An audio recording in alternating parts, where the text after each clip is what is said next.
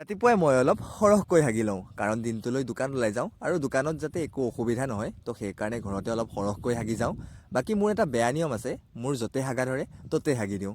তো সেইকাৰণে য'তে ত'তে যাতে হাগিব লগা নহয়, তো ঘৰতে একদম ক্লিয়াৰ হৈ যাওঁ। তাৰপিছত পুৰা ঠাণ্ডাত ধুমাধুম গাটো ধুই ল'লোঁ আৰু ধুবতো লাগিবই কাৰণ দোকানী মানুহ। আৰু গা পা ধুই আহি পালোহি মই ধুমাধুম দোকান, আৰু দোকান আহি এইফালে বাবাক এটা সেৱা জনালোঁ আৰু সেৱা জনাই ক'লোঁ যে বাবা মোৰ ফালে এবাৰ চাবা।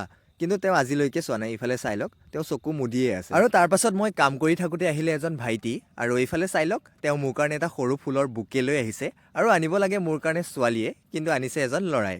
তাৰপিছত আকৌ সন্ধিয়া আহি পালোহি মই জিমত, আৰু আজি ভিডিঅ'টো সম্পূৰ্ণ চাই থাকক। জিম চিম কৰি হোৱাৰ পাছত আপোনালোকক মই মোৰ শৰীৰটো অকণমান প্ৰদৰ্শন কৰি দেখাম। আৰু আজি জিমত মই মাৰিছোঁ অলপ ট্ৰাইচেপ, আৰু ট্ৰাইচেপ মানে কি আপোনালোকে সকলোৱে জানেই, হ'লেও মোৰ ভাষাত আপোনালোকক কৈ দিছোঁ। ট্ৰাইচেপ মানে হ'ল হাতৰ বাহু আৰু হাতৰ কিলাকটিৰ মাজৰ মাচলখিনি। বাকী হৈ গ'ল, আজি বেছি টাইমটো নকৰিলোৱে জিম।